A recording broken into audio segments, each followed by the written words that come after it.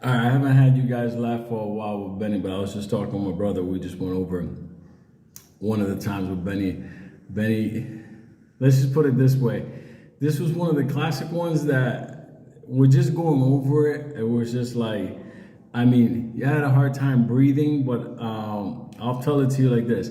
Back in the days, I don't even remember, I told you about one of the guys we grew up with named Camron. Camron had a head injury from a subway accident. I'll explain that another day, but I think I did in the old days. So anyway, Camron was a big time drug dealer. So that's what I mean, what do you do after you get into an accident, a head injury with a subway rail or something from riding the subways?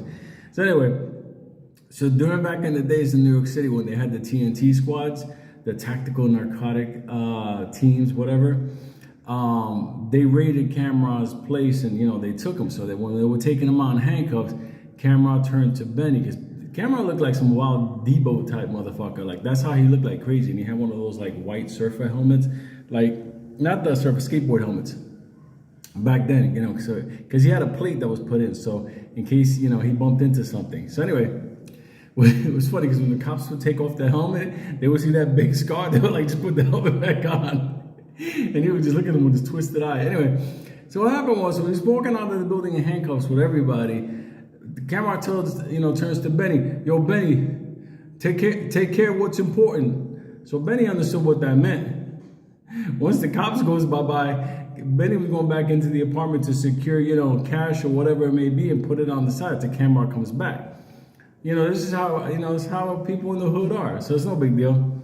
So we go into the apartment afterwards, because of course I went, because, listen, some people had summer camp. I had the projects. So we went back into the apartment, like it says the big tape on the door, NYPD, no trespassing, all of that. Slip. Like we're getting inside, who is it? That type of stuff. So we go inside.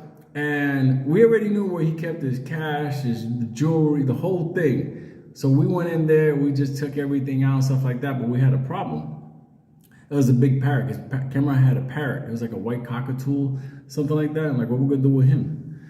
So Benny's like, I don't know. So hold on a second. We can't just leave him here. This dude's gonna starve. Parrot's on the set like, dog, don't leave me here. It's dark. So anyway, so Benny gets an idea. He goes, he gets the big parrot cage and he wheels it out because it's like on this long cage. It's like, so he takes the lady next door, like, dum dum. Lady's like, yes, how can I help you? And he's like, hola, senora, can you take care of the bird for a couple of days? I'll be back. He takes some of Cameron's money. Look, his money for the food because we're going to do some painting next door. We don't want the bird to get sick. Really, that thing was going to be raided by the Manhattan DA the next day. But anyway, the lady said, no problem, I take it. It's so cute. I take the bird, no problem. So the bird's taken care of, and we got Camron's stash. So we took Camron's stash and we wrapped that thing up in a couple of heavy industrial garbage bags. We put it in a bucket. We buried it in Central Park. It was done. It was no problem. So Camron comes out about a year and 2 months later, and he's in the neighborhood, and he's like monster diesel, like crazy. He even has a couple of new scars. Don't even whatever. So all of a sudden he comes out and he's like, yo, where's Benny? I'm like, oh, what's up? You back?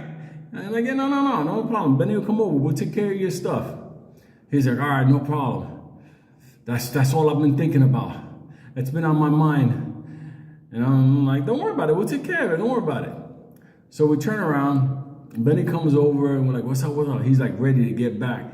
Like he needs cash, he needs everything. So we took him to Central Park, and we're there at the nighttime, like in the moonlight, doing this, that kind of stuff. Strangers in the night. Anyway, so we get Camron his money. He's like, yo, fellas, man, you don't understand, man. You motherfuckers, I got your back forever, like for real. Like even to this day, he'll put bodies in Central Park for me and for Benny. So anyway, then he turns around and he goes, where's my bird? And I was like, oh shit, we forgot about the bird. We left them next door with that old lady. And he's like, what do you mean, the old lady? I'm like, yeah, we just left her, gave some cash, and she was supposed to be watching. So we, from Central Park, all dirty, like no joke, like we literally like came from Central Park. We go to the lady's house, must have been about 11 o'clock at night. Ding, ding. The lady opens up. Yes. He's like, hola, senora. Benny's talking to him. He goes, I came here about a year ago and I told you to hold on to my bird because we were painting. She goes, yeah, but you never came back. And your bird is now like my baby. So Cameron's there being nice and quiet on the side. She hasn't seen his helmet and his scars and nothing. She's just seeing us, you know, two little good boys.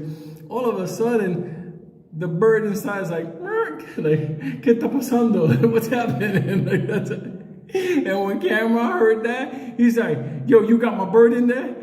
When that lady saw Camron come with that helmet, let me tell you something. She started calling him the devil. Get out. He's my bird now.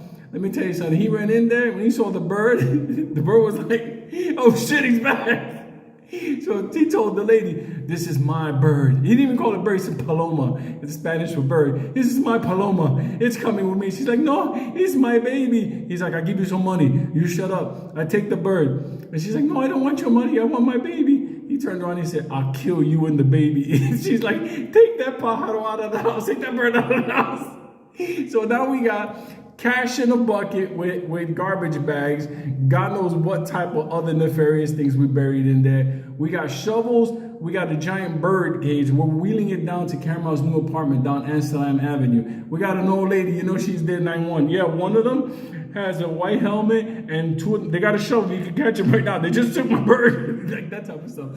So all of a sudden, so we set everything up in Cameron's house. The bird's there. I'm like, chill, bird. You're going to have to live with them. You're going to have to just be calm. Be one with the crazy man. So when I left the house, I was just thinking to myself, like, for real, that bird was chilling. He was eating some good Spanish food. Now he's living with a wild gang leader from Harlem with a head injury. Can you imagine that bird at night sleeping like this? He probably had a plastic sword made. All I can tell you is that's the kind of conversation I just went over with my brother today. So it wasn't even a Benny thing, but when we gave the bird over, we just forgot about the bird. I mean, who comes back for a fucking bird? Like, who has it? Bird was like, ¿qué está pasando? Like, what's going on? Giant hugs, everybody. I'll talk to you tonight. Go.